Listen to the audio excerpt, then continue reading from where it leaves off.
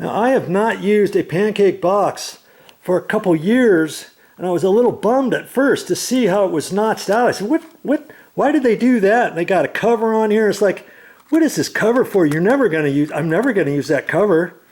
But, you know, you could use this cover if you're putting it over a junction box, let's say, up in an attic or something. And so I'll save that. But I think mainly the reason why they had that is because they've got some plastic, well, some different things in here. And you see, first off, these screws are for the mounting brackets that you're going to have, okay? And they put a plate back there, and so your screw is going through this and that to hold your ceiling fan. I really was hoping they would do that slightly different, because the old Pancake boxes, you could get a Pancake box with just that much on the top, or you get one for a ceiling fan, and this whole, it would have a whole little sleeve right there, like a coupling sleeve with threads in it.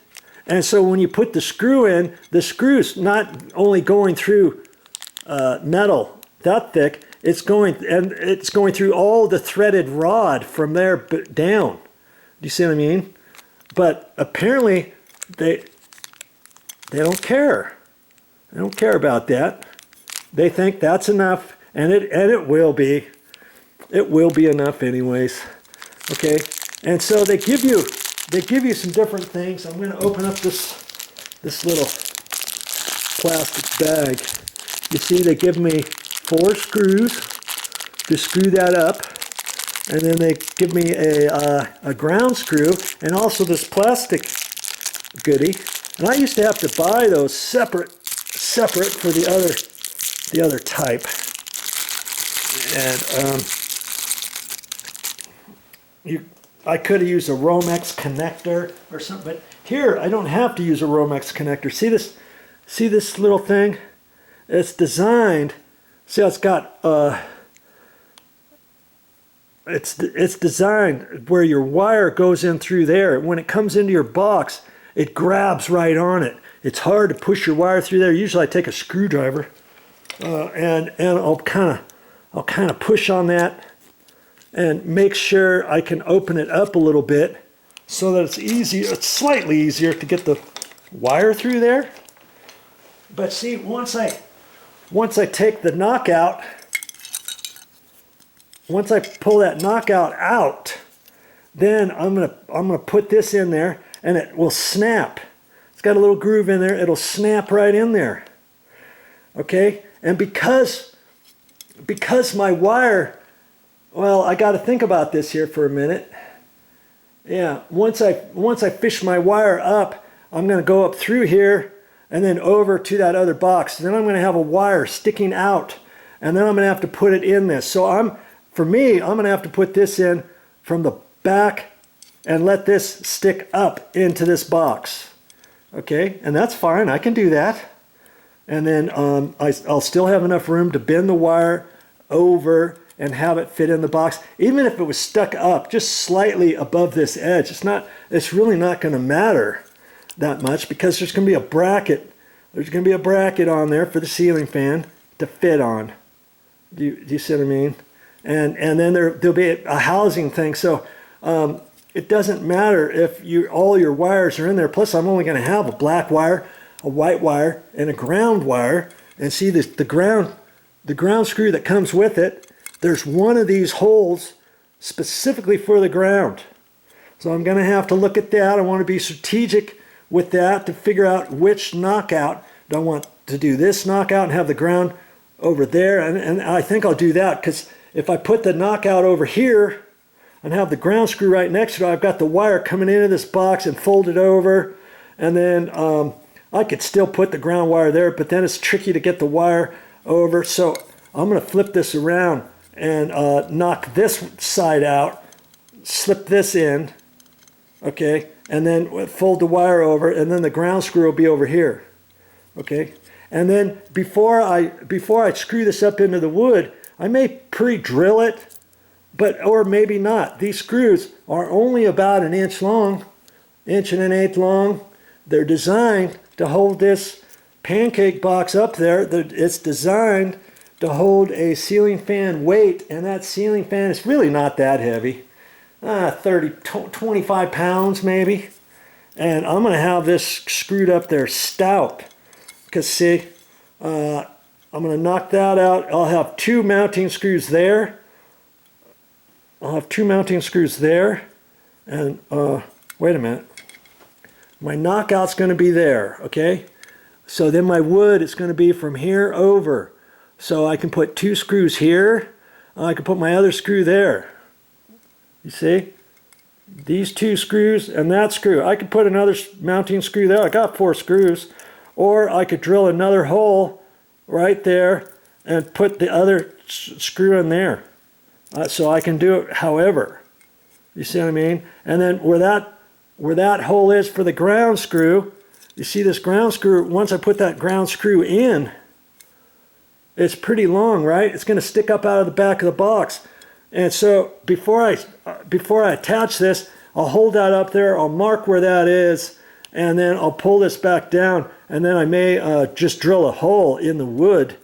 And it can be bigger than that because it's not going to hold, this isn't going to hold anything. It's just so that this will go up into that wood cavity, because this ground screw is going to be held on the threads right there. You see? Is it all coming together for you? I hope so. And so that's kind of how all of that works. Okay, since wifey was home, I asked her to make the determination how close she wants the ceiling fan box to the bed, and we decided to pull it off the edge of the bed just a little bit. And so I measured, I held that about where I thought in relation to my box, and I measured off 81, and I measured from the wall over 91. And so 81 and 91, and that's going to be my starting point. And so, you know, when I got up here, you should be able to reach 81 inches off of there if you got a good tape measure. And I just held it up there. And then you can hold it with 2 hands, and then you can just kind of eyeball a point up there, and then you can put your pencil mark. Okay? And that's what I did. I eyeballed it like that, and then I put a mark. Okay? And then I didn't know in relation the other way, so I gotta slide my ladder over this other way and see where 91 is, because if that marked, that was an arbitrated, justified guess as to where that was. You could take a plumb bob down there if you want, but I just did that, and then I held my tape out like that, and son of a gun, if it wasn't exactly where 91 was, okay? If it wasn't, 91 was over here, I put a mark there, and just put some pencil marks. And then if that pencil mark's going to show later on, after I start poking, you can get an eraser. I found just an eraser fixes those lines nice, you know, or whatever. Okay, so that's my starting point. And theory has it that floor joist is going to be right there, going that way. And so because I'm working this way from where that is, I'm going to poke my nail going this way. But before I do that,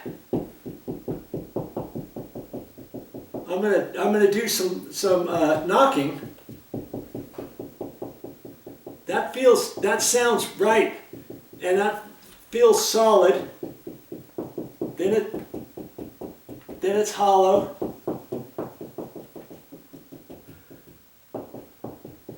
And then See, I'm pretty sure I'm going to hit wood right there. Okay, so I gotta get set up for that. And that's my next step. And if I'm majorly off, I can poke a couple holes, and if I had to caulk, I'll caulk it, but I don't think so. I think I strategically did it, and I should be fine.